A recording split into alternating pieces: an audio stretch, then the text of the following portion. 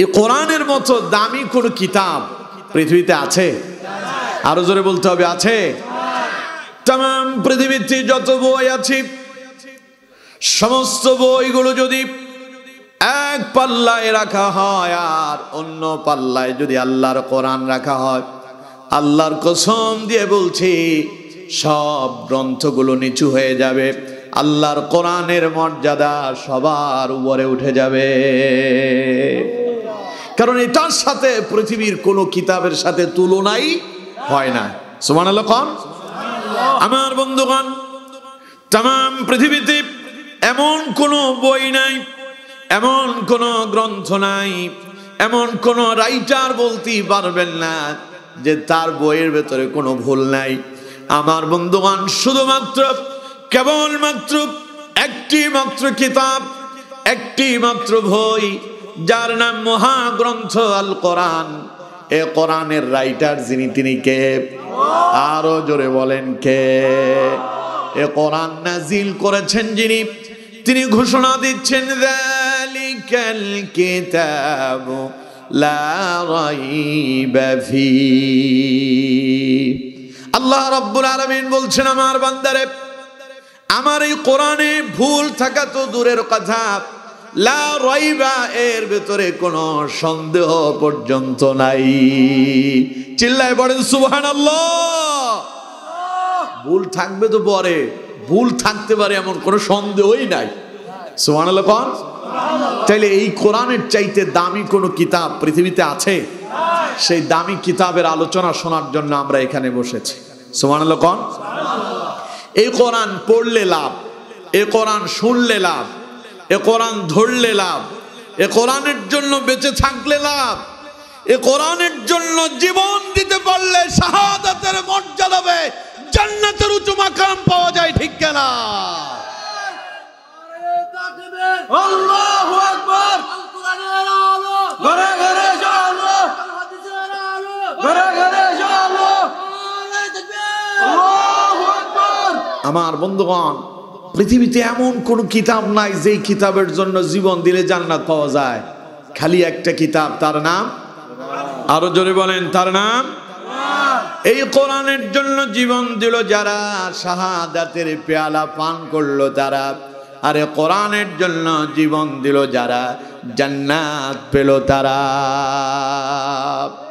এই কোরআনের জন্য বেঁচে থাকলেও লাভ, মরলেও, আরো জোরে বলেন, মরলেও, কোরআন শুনলেও লাভ, পড়লেও।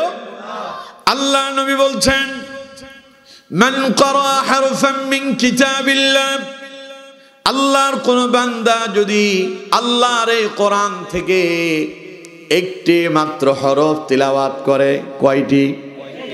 আল্লাহ পাক বলছেন ফালাহু হাসানা।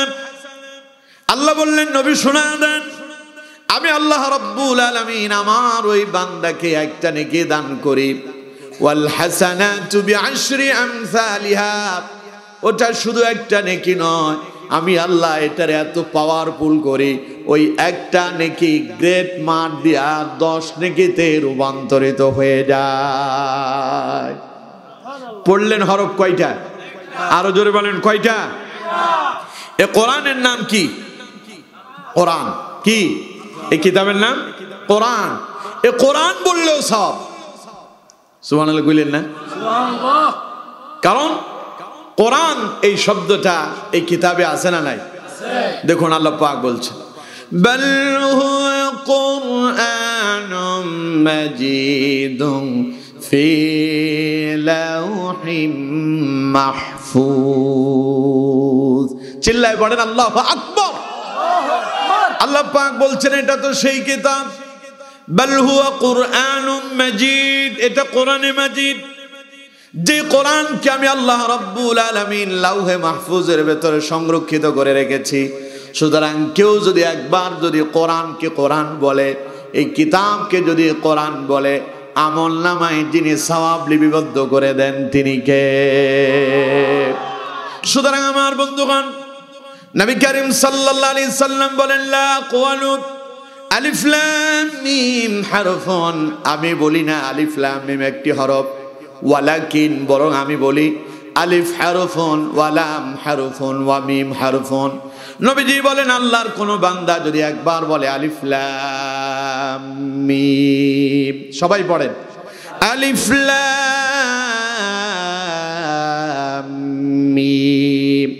নবী করিম সাল্লাল্লাহু আলাইহি সাল্লাম বলেন কেউ যদি একবার বলে আলিফ লাম মিম, এই তিনটা হরফ উচ্চারণ করলেই আল্লাহ পাক বান্দার আমল নামাতে 30টা নেকি জমা করে দেন। না সুবহানাল্লাহ বাড়ি যায় পড়েন, এখনো বলে না, অনেকে বের হবে না, লাভ নাই, বলবে না। হ্যাঁ বলবেন, দেখি কত জোর আছে, চিল্লায় কোন সুবহানাল্লাহ। এই তো ঠিক আছে, এইভাবে যদি চলে আমিও চালাতে পারবো, আর যদি আপনারাও যদি থেমে যান আমিও থেমে যাব, ঠিক কিনা? তাহলে আপনারা জাগ্রত থাকবেন তো বলেন ইনশাআল্লাহ। আল্লাহ কবুল করুন, পড়ুন আমিন। আমার বন্ধুগণ, তাহলে কোরআন পড়লে লাভ আছে না নাই? শুনলে লাভ আছে না নাই? দেখুন শুনলে কেমন লাভ আল্লাহ পাক বলছেন। আল্লাহ রাব্বুল আলামিন বলছেন ওয়াইযা কুরিয়াল কুরআন ফাসতামিউ লাহু ওয়া আনসিতু লাআল্লাকুম তুরহামুন। আল্লাহ পাক বলেন আমার বান্দা তোমাদের সামনে যখন আমার কোরআন থেকে আলোকপাত করা হয়, আমার কোরআন থেকে তিলাওয়াত করা হয়, কোরআন থেকে আলোচনা করা হয়, আমার বান্দারে তখন তোমাদের দায়িত্ব হলো তোমরা তোমাদের কানগুলো খাড়া করে দাও, হৃদয় দিয়া, হৃদয়ের অনুভূতি শক্তি দিয়া আমার কোরআন তোমরা শ্রবণ করো। আমরা বলি আল্লাহ, আমরা যদি তোমার কোরআনের আলোচনা শ্রবণ করি হৃদয় দিয়া, তাহলে আমাদের কি লাভ হবে? আল্লাহ রাব্বুল আলামিন বলছেন ওয়া আনসিতু লাআল্লাকুম তুরহামুন। আমার বান্দারে হৃদয় দিয়া যদি, মন দিয়া যদি কোরআন শুনতে পারো, তাহলে তোমরা তোমাদের আল্লাহর কাছে, রবের কাছে আশা করো, তিনি তোমাদের উপরে রহমত আর বরকত অবতীর্ণ করবেন। আল্লাহর রহমত পেতে চান? কথা কয় না, পেতে চান? আল্লাহর অনুগ্রহ ছাড়া জান্নাতে যাওয়ার আশাই করা যাবে না। তার মানে কোরআন শুনবে যারা, আল্লাহর অনুগ্রহ প্রাপ্ত বান্দা হবে তারা। সুবহানাল্লাহ কোন? দেখুন কোরআন আছে যেখানে শান্তি আছে, কোরআন নাই যেখানে শান্তি নাই।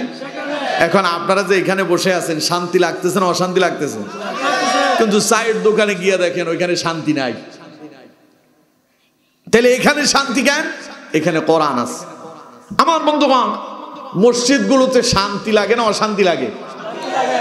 কেমন শান্তি! সারাদিন বদলা দিল, লোকটা ঠেলা গাড়ি চালালো, ভ্যান গাড়ি চালালো, রিক্সা চালালো, ঘামিয়ে গেছে, হাঁফিয়ে গেছে। জোহরের আজান হলো, মসজিদে ঢুকে পড়ছে, ঘামানো শরীর। এই ঘামিয়ে যাওয়া শরীর নিয়ে মসজিদে যখন ঢুকলো, সুন্নত পড়া দেখে যে এখনো 5-7 মিনিট সময় জামাতের বাকি আছে। মসজিদে বসে আছে, হঠাৎ করে তন্দ্রার ভাব আসলো। ফেনীর ভাষায় বলে জুরানি। জুরানি কদ্দেই দে, ঠিক আছে না? জুরের দে। হ্যাঁ, মসজিদে ঢুকছে আর আসছে কি? জুরানি আসছে, তন্দ্রা আসছে। রিক্সা চালাইলো, তখন কি অশান্তি। মসজিদে এলো, এত শান্তি গে। ঠিক লোকটা মসজিদের ভেতরে খুব ঘুম আসতেছে, মসজিদ থেকে নামাজ শেষ করে তাড়াতাড়ি বাড়িতে গেল, মনে হয় খুব ঘুমানো যাবে। এখান থেকে উঠে বাড়িতে চলে গেল। বাড়িতে গিয়া পাতানো বিছানায়, যেখানে তোষক বিছানো আছে, উন্নত বিছানার চাদর, বালিশ, লেপ, কম্বল সব আছে, সেখানে গিয়ে যখন শুয়ে পড়ল, চোখ বন্ধ করে বহু চেষ্টা করে, আর ঘুম আসে না। কারণ এখানে কোরআন নাই, ওইখানে কোরআন আছে। কোরআন আছে যেখানে শান্তি আছে, কোরআন নাই যেখানে শান্তি নাই। আরো দেখেন আমার বন্ধুগণ, লোকেরা যায় মসজিদে নামাজ পড়ার জন্য।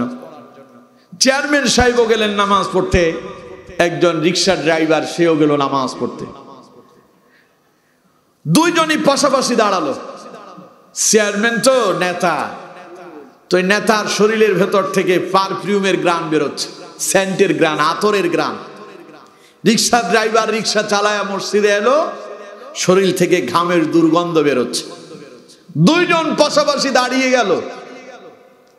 চেয়ারম্যান সাহেবের বাপের ক্ষমতা নাই, রিক্সা ড্রাইভারকে কথা বলতেই পারে, ও রিক্সা ড্রাইভার, তোমার শরীর থেকে দুর্গন্ধ বেরোচ্ছে, সরব, আমার পাশে দাঁড়াতে পারবা না, পেছনের সারিতে চলে যাও।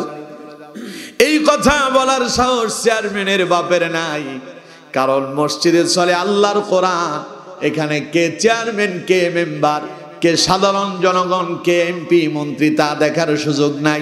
সবাই এক কাতারে দাঁড়ায় যাবে। আওয়ামী লীগের পাশে বিএনপি দাঁড়াবে, বিএনপির পাশে জামাত দাঁড়িয়ে যাবে, জামাতের পাশে হেফাজত দাঁড়াবে, হেফাজতের পাশে চরমোনাই দাঁড়ায় যাবে, চরমোনাইয়ের পাশে আলী হাদিস দাঁড়ায় যাবে।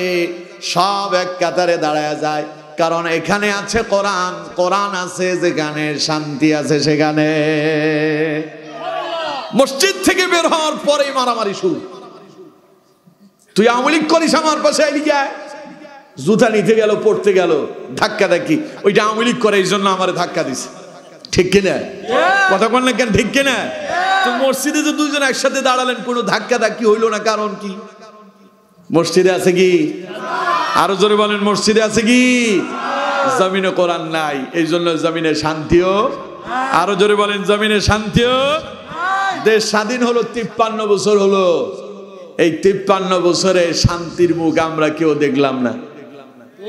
এই জন্য একজন শিল্পী একটা গান বলছিল, স্বাধীনতা চাইনি আমি এই স্বাধীনতা, স্বাধীনতা পাইনি আমি সেই স্বাধীনতা, স্বাধীনতা চাইনি আমি এই স্বাধীনতা, স্বাধীনতা পাইনি আমি সেই স্বাধীনতা, যাহা চেয়েছি তাহা পাইনি আমি, পেয়েছি যাহা চাইনি, যাহা চেয়েছি তাহা পাইনি আমি, পেয়েছি যাহা চাইনি, তাই তো আমি বিদ্রোহী আজ কথাগুলো বেআইনি, স্বাধীনতা চাইনি আমি এই স্বাধীনতা, স্বাধীনতা পাইনি আমি সেই স্বাধীনতা। ঠিক না? সুতরাং যেই স্বাধীনতা আমরা চেয়েছিলাম, সেই স্বাধীনতা আমরা কিন্তু পেলাম না। এই 53 বছরের ইতিহাস দেখেন, রাষ্ট্রে দুর্নীতি চলছে, 53 বছরে দুর্নীতি বন্ধ হয় নাই। কথা বল না কেন? শেখ মুজিবুর রহমান এক ভাষণে বলেছিলেন যে সব রাষ্ট্র দেশ স্বাধীন কইরা কেউ পাইল তেলের খনি, কেউ পাইল স্বর্ণের খনি, কেউ পাইল কয়লার খনি, আমি পাইলাম চোরের খনি, কারণ আমার নিজের কম্বলটাই চুরি হয়ে গেছে। ঠিক কিনা? সেই যে চুরির বক্তব্য শুনলাম, এই 53 বছরে সব সময় খালি এই স্লোগানই শুনি, রাষ্ট্রের টাকা খালি পাচারি হয়, এখানকার টাকা বেগম পাড়ায় বাড়ি বানায়। ঠিক কিনা? জোরে বলেন, ঠিক কিনা? এই দুর্নীতি তো বন্ধ হলো না।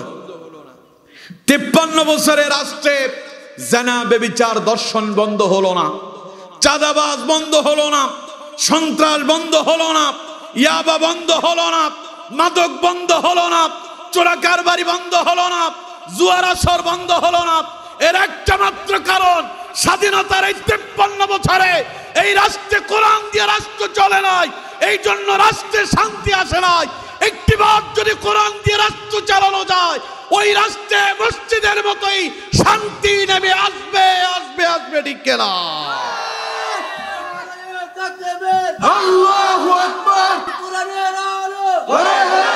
আমার বন্ধুগণ, সুতরাং মসজিদে যেমন শান্তি পাওয়া যায়, জমিনেও তেমন শান্তি পাওয়া যাবে। মসজিদে যেমন কোরআন আছে, জমিনেও যদি তেমন কোরআন থাকে। ঠিক কিনা? আজ জমিন কোরআন দিয়ে চলে না, এই জন্য অশান্তিতে ভরপুর হয়ে আছে। এই জন্য আমাদের কোরআনের পক্ষে থাকার দরকার আছে না নাই? আরো জোরে বলেন, আছে না নাই? এই কোরআন আমাদের সবার ঘরে ঘরে আছে না নাই? এখন অনেকের ঘরে কোরআনও নাই। ঘরে ঘরে কোরআন যাদের আছে, অনেকে পড়েই না। এমন অসংখ্য মানুষ আছে কোরআন পড়তেও জানে না, কিন্তু সেও মুসলমানের ঘরে জন্মগ্রহণ করছে, তার নামের শুরুতেও মুহাম্মদ আছে, সেও নিজের মুসলমান বলে দাবি করে, কিন্তু আল্লাহর কোরআন পড়তে জানে না। এরকম আছে না নাই? আমার বন্ধুগণ, গত কিছুদিন আগে ফেসবুকে আমি একটা ভিডিও দেখলাম। সম্ভবত ঘটনাটা নিউ ইয়র্কে হবে। সেখানকার একজন সাংবাদিক বিভিন্ন লোকদেরকে জিজ্ঞাসা করতেছেন যে আপনি কোন ধর্মের লোক। তো এক একজন তার নিজ নিজ ধর্মের পরিচয় দিচ্ছে। একজন বলতেছে আমি খ্রিস্টান, কেউ বলল আমি ইহুদি, কেউ বলতেছে আমি সনাতন ধর্ম অবলম্বী। এইভাবে এক একজন এক এক রকম পরিচয় দিল। তো তিনি আবার সব ধর্মের লোকদেরকে জিজ্ঞাসা করলেন তোমার ধর্মের কিতাবের নাম কি। সে বলল, বলার পরে বলল তুমি ওইটা পড়তে জানো? কয় না। এইভাবে আস্তে আস্তে এলো মুসলমানের কাছে। মুসলমানদের 4টা যুবককে জিজ্ঞাসা করা হলো তোমার নাম কি। সে নাম বলল তুমি কোন ধর্মের লোক? বলল মুসলমান। তাহলে তোমার মুসলমানের কিতাবের নাম কি? কয় কোরআন। তাহলে সে দেখি তো কোরআন পড়তে পারো নাকি?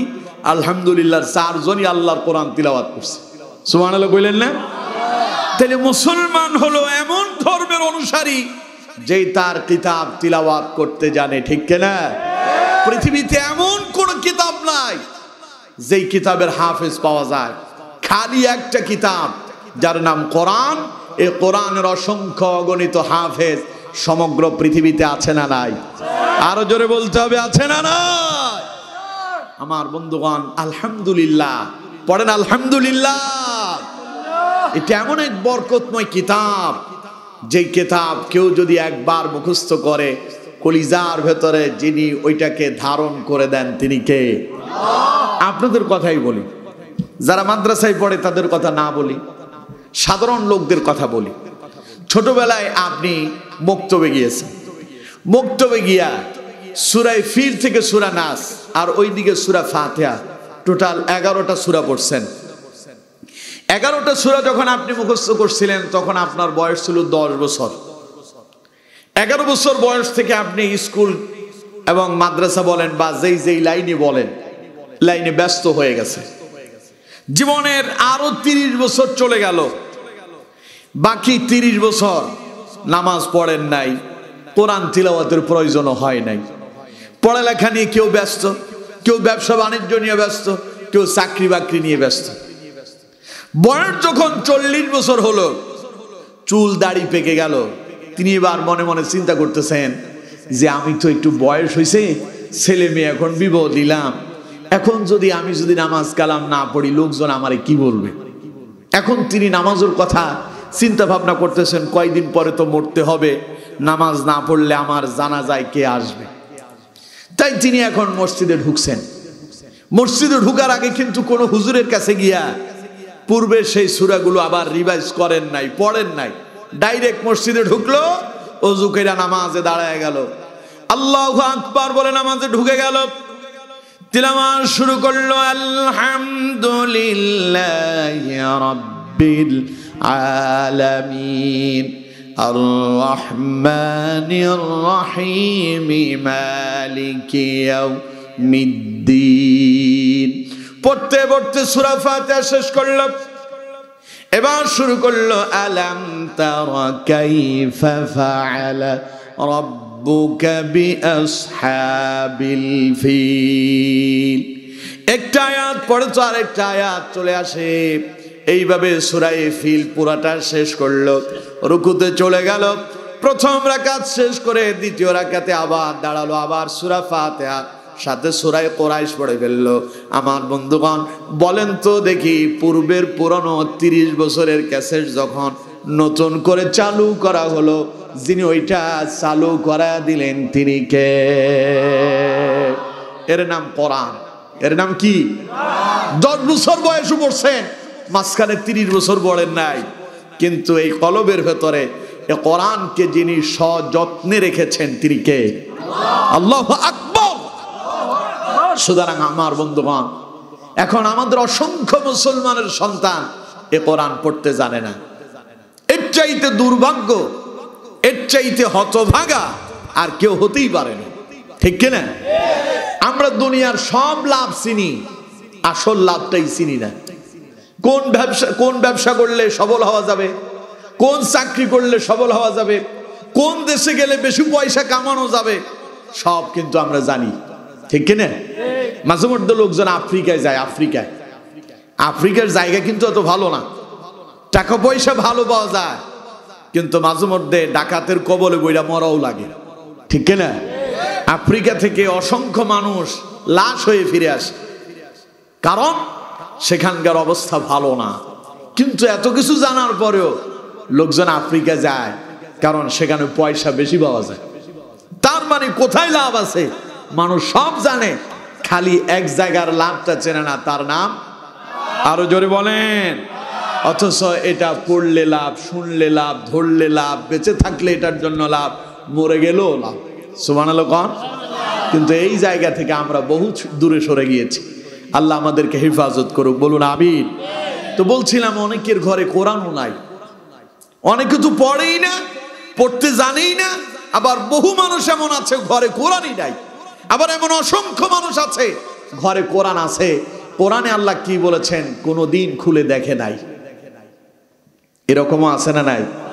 এখন বাংলা তরজমা সহ, বাংলা অনুবাদ সহ কোরআন পাওয়া যায় না? কোরআন পড়বেন প্রতিদিন ফজরের পরে, বেশি পড়ার প্রয়োজন নাই। আমি আপনাকে বলবো 3টা আয়াত পড়েন, 3টা আয়াতের অর্থ সহ পড়েন। আমার বন্ধুগণ, তিলাওয়াত শুরু করে দেন, একদিন পড়বেন দেখবেন মজা পাবেন। সূরা ফাতিহা তো জনম্বর তিলাওয়াত করতেছেন নামাজের ভিতরে, আল্লাহ পাক কি বলেছেন তা আপনি জানেন না। একদিন অনুবাদ সহ তিলাওয়াত শুরু করে দেন, দেখবেন যত পড়বেন তত মজা লাগবে। গোটা কোরআনটা অনুবাদ সহ একবার পড়ার পরে দেখবেন বারংবার পড়ার জন্য আপনার আগ্রহ জন্মাবে। কারণ আল্লাহ পাক বলছেন কোরআনে আল্লাহ মধু ঢেলে দিয়েছেন। সুবহানাল্লাহ বলেন না? নবী করিম সাল্লাল্লাহু আলাইহি সাল্লাম বলছেন যায়্যিনুল কুরআনা বিআসওয়াতিকুম। নবীজি বলেন কোরআন কি যত সুন্দর করে তিলাওয়াত করা হয়, কোরআনের সৌন্দর্য তত বেড়ে যায়। এজন্য আমি পড়বো তো একরকম মজা পাবেন। আমার আগে যিনি আলোচনা করেছেন জিহাদি সাহেব, তার কণ্ঠে কোরআন শুনবেন ভিন্ন রকমের মজা পাবেন। তার আগে যিনি আলোচনা করেছেন আবুল ফজল সাহেব, তার কণ্ঠে শুনবেন ভিন্ন রকমের মজা পাবেন। তার আগে যিনি আলোচনা করেছেন রাইহান উদ্দিন, তার মুখে শুনবেন ভিন্ন রকমের মজা পাবেন। মাওলানা আব্দুর রহমান সাহেব, তিনার কণ্ঠে শোনেন আরেক রকমের মজা পাবেন। আমার ডাইনে বামে, আমার পেছনে ওলামায়ে কেরাম আছেন, সামনে আছেন, ওদের কণ্ঠে শোনেন, এক একজনের কণ্ঠে এক এক রকমের মজা পাবেন। কোরআন একটা, কিন্তু এক একজন পড়লে এক এক রকমের মজা আছে না নাই? এই মধু কোরআনে যিনি ঢেলে দিয়েছেন তিনি কে? আরো জোরে বলেন কে? দেখেন না মাঝে মধ্যে আফ্রিকা থেকে কিছু কালো মানুষ, কারি সাহেবরা বাংলাদেশে আসে, দাওয়াত দিয়ে নিয়ে আসে কেরাত সম্মেলনে কোরআন তিলাওয়াতের জন্য। সূরা ফাতিহা ধরছে, এত চমৎকার তিলাওয়াত। ওই মানুষটা কালো, কোরআনের তিলাওয়াতটা এত ভালো, শোনার সঙ্গে সঙ্গে শরীরের পশম দাঁড়ায় যায়, লোকজন দাঁড়ায় আল্লাহু আকবার বলে তাকবীর দেয়, ঠিক কিনা? কণ্ঠ, এই কালো মানুষের কণ্ঠে এত মধু যিনি ঢেলে দিয়েছেন তিনি কে? কিন্তু তারে বলেন একটা গান শোনানোর জন্য, একবার শুনবেন মজা লাগবে, দ্বিতীয়বার শুনলে মজা লাগবে, তৃতীয়বার পরে আর এটা আর ভালো লাগবে না।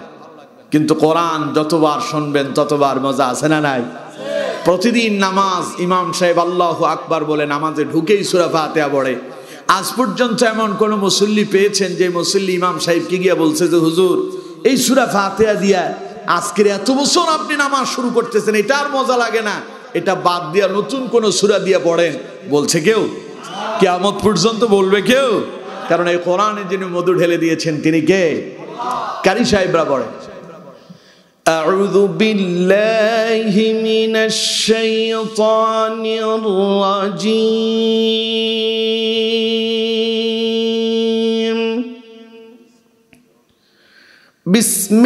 বিসমিল্লাহির রাহমানির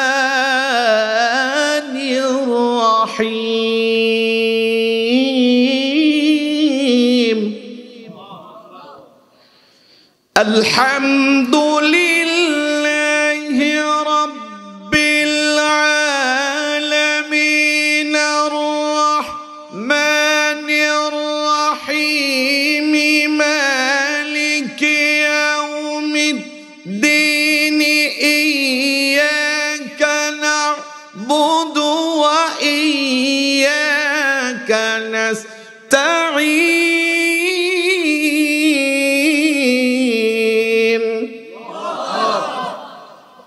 اهدنا الصراط المستقيم صراط الذين أنعمت عليهم غير المغضوب عليهم ولا الضالين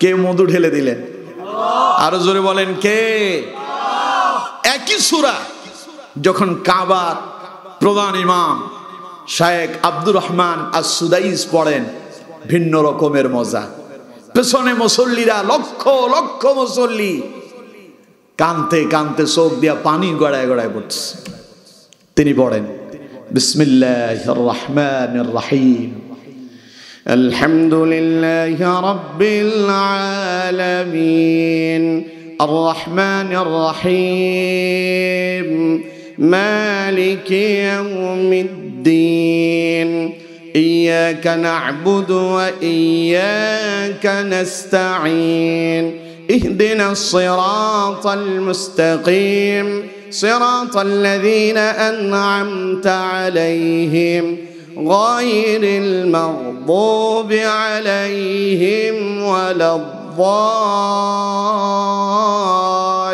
الضالين মজা আছে না নাই আবার একই সূরা মাহে রমাদানে ইফতারের পূর্ব মুহূর্তে রেডিওতে এবং টেলিভিশনে বাজে একই সূরা ভিন্ন রকমের মজা হাফেজ সাহেবরা পড়তেছে আউযু বিল্লাহি মিনাশ শাইতানির রাজীম বিসমিল্লাহির রহমানির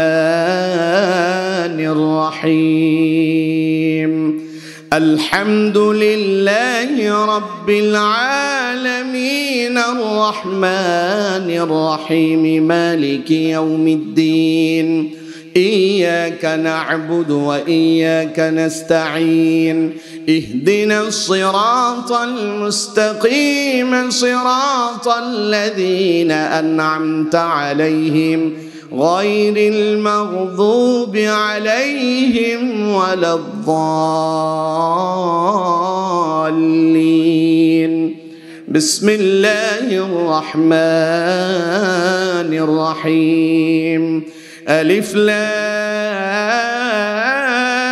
لام ميم ذلك الكتاب لا ريب فيه هدى للمتقين الذين يؤمنون بالغيب ويقيمون الصلاة ومما رزقناهم ينفقون والذين يؤمنون بما أنزل إليك وما أنزل من قبلك وبالآخرة هم يوقنون أولئك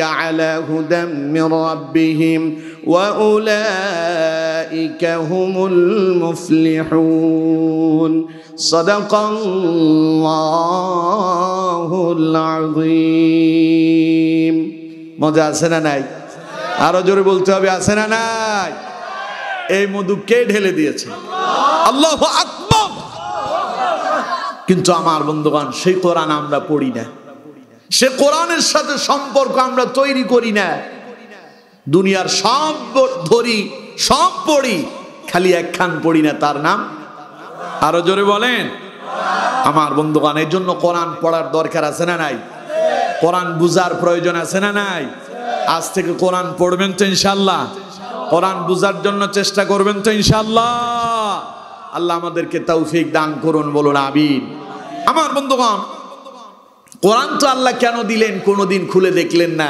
কোরআনে আল্লাহ কি বলেছেন আমরা সবাই জানি এ কোরআন কে নাজিল করেছেন আল্লাহ আরো জোরে বলতে হবে কে কোরআন নাজিল করে আল্লাহ রাব্বুল আলামিন বলছেন হুদাল লিন্নাস, আমি কোরআন গোটা মানব জাতির হেদায়েতের জন্য তৈরি করেছি। সুবহানাল্লাহ কোন, আরো জোরে পড়েন সুবহানাল্লাহ।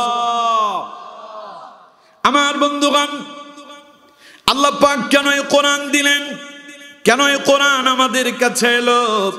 কোনদিন কোরআন খুলে আমরা দেখলাম না আল্লাহ রাব্বুল আলামিন দুনিয়ার মানুষের জন্য মেসেজ দিয়ে দিলেন। আল্লাহ পাক বলেন আমার নবী কোরআন আমি কেন অবতীর্ণ করলাম শুনেন। আল্লাহ রাব্বুল আলামিন বলছেন কিতাবুন আনজালনাহু ইলাইকা লিতুখরিজান নাসা মিনাজ-যুলুমাতি ইলান-নূর। পড়েন আল্লাহু আকবার। সবাই বলেন নাই তো? আরো জোরে বলতে হবে, আস্তে না জোরে? পারবো তো সব সময়? আল্লাহ কবুল করুন, বলুন আমিন। আমার বন্ধুগণ, কোরআন খুলে দেখেন সূরা ইব্রাহিমের শুরুতেই আল্লাহ পাক জানিয়ে দিচ্ছেন আমার বান্দা কোরআন আমি তোমাদেরকে কেন দিলাম শোনো। আল্লাহ পাক বলছেন কিতাবুন আনজালনাহু ইলাইক, নবী হে এই কিতাব আমি এই জন্য অবতীর্ণ করলাম লিতুখরিজান নাসা মিনাজ-যুলুমাতি ইলান-নূর। আল্লাহ পাক বলছেন নবী কোরআন দিলাম এই জন্য যাতে করে কোরআন দিয়ে আপনি পথহারা মানুষদেরকে অন্ধকার থেকে বের করে আলোর দিকে নিয়ে আসতে পারেন। সুবহানাল্লাহ। আল্লাহ নবী যখন এলেন গোটা মক্কা নগরী তখন জাহিলিয়াতে পরিপূর্ণ হয়ে আছে, অন্ধকার বর্বরতায় ডুবে গেল। আমার বন্ধুগণ, লোকজন এমন কোন অশালীন অশ্লীল মন্দ কাজ নাই যা তারা করতেছে না। মানুষ হত্যা করছে, সমানে তারা নির্যাতন নিপীড়ন চালাচ্ছে। আমার বন্ধুগণ, জানা ব্যভিচার একেবারে সহজ সরল ভাবে সোজাসুজি প্রকাশ্যে জানা ব্যভিচার চলছে।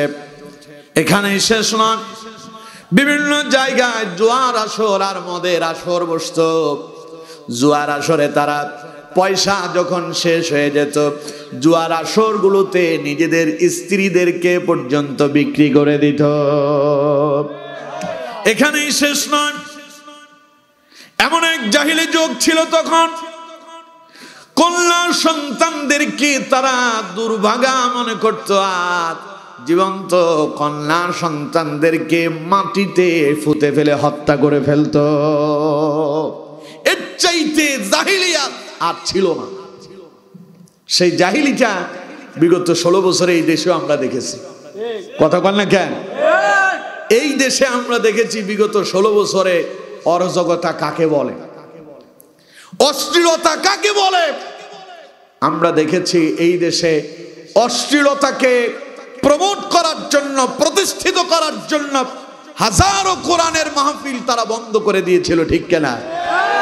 এই দেশে কোরআনকে বন্ধ করে দেওয়ার জন্য, জিনা ব্যভিচারকে চালু করার জন্য অসংখ্য আলেমদেরকে ধরে জালেমেরা জেলখানায় বন্দী করেছিল, ঠিক কিনা?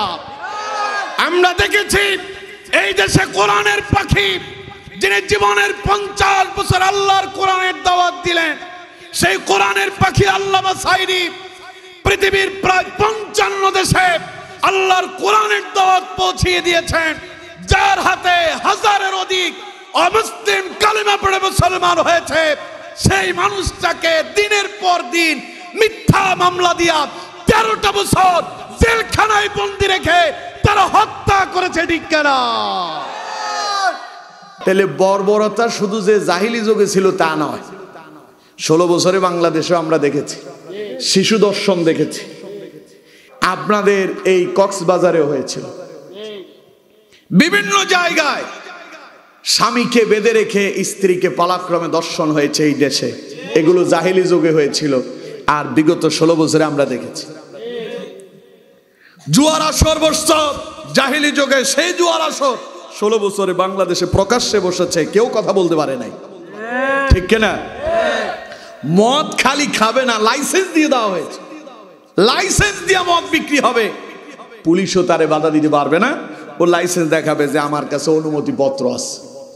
এবং বলা হয়েছে কোন এলাকায় যদি 100 জন লাইসেন্সধারী লোক থাকে, ওই এলাকায় মদের বার বসানোর অনুমতি পাওয়া যাবে।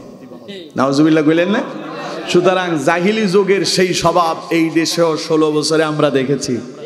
যারা জাহিলি যুগের ওই স্বভাবকে, ওই চরিত্রকে বাংলাদেশে প্রতিষ্ঠিত করতে চেয়েছিল, আল্লাহ তাদের বিরুদ্ধে এমন অ্যাকশন নিয়েছে, এই বাংলা থেকে তারা পালাতে বাধ্য হয়েছে। ঠিক না? সুতরাং বলবো, আগামীতেও কেউ যদি সেই জাহিলি যুগের স্বভাব এই দেশে প্রতিষ্ঠিত করতে চান, আপনাদের অবস্থা এদের থেকে দ্বিগুণ হবে ইনশাআল্লাহ। বলেন ইনশাআল্লাহ। এত খুশি হয়ে লাভ নাই। 16 বছর কেউ খালি খাইলো, আর কেউ ক্ষুধার্ত হয়ে বসে আছে খাওয়ার জন্য, 32 ডাবল খাওয়ার জন্য। হবে না তার, ঠিক না? কথা কয় না, ঠিক না? এই দেশের জনগণ তোমাদের সব গোমর বুঝে ফেলেছে। দেখেন না, ইসলামী আন্দোলনের এখন গণজোয়ার চলছে। আলহামদুলিল্লাহ বললেন না? আজকেও ডক্টর ইউনূসের ডান পাশে দেখেছি আমাদের আমিরে জামাত ডক্টর শফিকুর রহমান। আলহামদুলিল্লাহ কোন? সব ডাকেই দেশ স্বাধীন হওয়ার পরে সেনা প্রধান সর্বপ্রথম যখন বললেন, সংবাদ সম্মেলন আসার পরে জিজ্ঞাসা করা হলো এখানে কারা কারা এসেছে, প্রথমেই আলহামদুলিল্লাহ ইসলামী আন্দোলন জামাতের নাম দিয়েই তিনি শুরু করছেন। ঠিক না? আলহামদুলিল্লাহ পড়ে। ওরা 16 বছর ইসলামী আন্দোলনকে দমিয়ে দিতে চেয়েছিল, আমাদের প্রতীক কেড়ে নিয়েছিল, আমাদের নিবন্ধন বাতিল করেছিল, যাওয়ার আগে ইসলামী আন্দোলনকে নিষিদ্ধ করেছিল, যাওয়ার পরে ইসলামী আন্দোলন গর্জে উঠেছে, ওরাই নিষিদ্ধ হয়েছে। ঠিক না? সুতরাং ইসলামকে যারা নিভিয়ে দিতে চায় তারাই নিভে যায়। ঠিক না? পড়েন আলহামদুলিল্লাহ।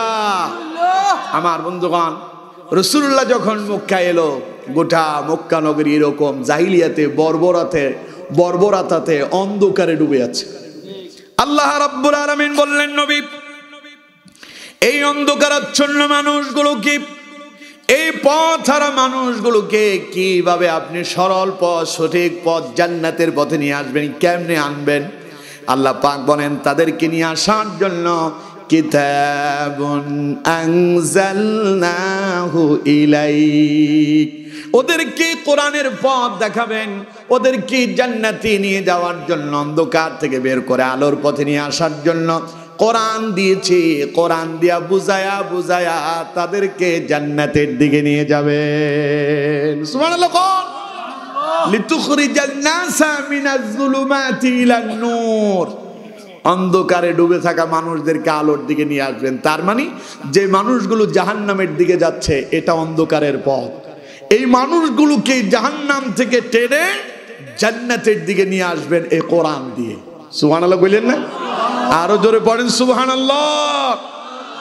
নবী কোরআন দিয়ে দাওয়াতি কাজ শুরু করলো। এলো কত বাধা, সব বাধা উপেক্ষা করে কোরআনের রাজ কায়েম করে দেখিয়েছেন রাসূলুল্লাহ। ঠিক না? সেই রাসূলুল্লাহর কয়েকজন সাহাবী যারা কঠিন ইসলাম বিদ্বেষী ছিল, তাদের ভেতরে একজনের নাম হযরত ওমর ইবনুল খাত্তাব রাদিয়াল্লাহু তাআলা আনহু। সুবহানাল্লাহ। ইমান কবুলের আগে ওমর ছিলেন সন্ত্রাস, ইমান কবুলের পরে রাসূলুল্লাহ বলছেন, আনা খাতামুন নাবিয়্যিন লা নাবিয়্যা বাদি, আমি শেষ নবী, আমার পরে আর কোনো নবী আসবে না। আমার পরে যদি আল্লাহ কাউকে নবী হিসেবে নির্বাচিত করতেন, লাকানা উমরুন, ওমর ছাড়া আর কেউ নবী হতো না। সুবহানাল্লাহ বললেন না? সুবহানাল্লাহ। ওমর কেমন অন্ধকারে ডুবেছিল জানেন? রাসূলুল্লাহকে হত্যা করার জন্য আবু জাহেল, আবু লাহাব, উতবা, সাইবারা সকলেই চেষ্টা করেছে, কিন্তু ডাইরেক্ট কেউ রাসূলুল্লাহর মুখোমুখি হয় নাই। আবু জাহেল তো নেতা। আবু জাহেল কি নেতারা একটু আড়ালে থাকে, কর্মীদেরকে দিয়া মাইর পিটা, সন্ত্রাসী বাধায়। ঠিক কিনা? কথা বল না কেন? ঠিক কিনা? এরপরে এই দেশের বহু কর্মীরা তা বুঝে না, নেত্রী পালায় গেল, যাওয়ার সময় তার একটা কর্মীরেও সঙ্গে নেয় নাই, খালি নিজের বোনরে নিয়ে গেছে। সেখানে গিয়া আবার বলে খুব কাছাকাছি আছি, শর্ট করে ঢুকে যাব। জনগণ কয় ঢুকে দেখো, আমরাও অপেক্ষায় আছি, তুমি শর্ট করে ঢুকো, আমরা পট করে ধইরা তোমার সিস্টেম করে ঝুলাইয়া দেব। কথা কয় না? জনগণ বলতেছে তো আমরা তো তাই চাইতেছি, ঢুকো তুমি তাড়াতাড়ি। আমার বন্ধুগণ, নেত্রী আছেন হিন্দুস্তান, কর্মীরা নেত্রীর বক্তব্য শুনে মাইর খাচ্ছে গুলিস্তান। ঠিক কিনা? 10 তারিখের ঘটনা আপনারা জানেন না?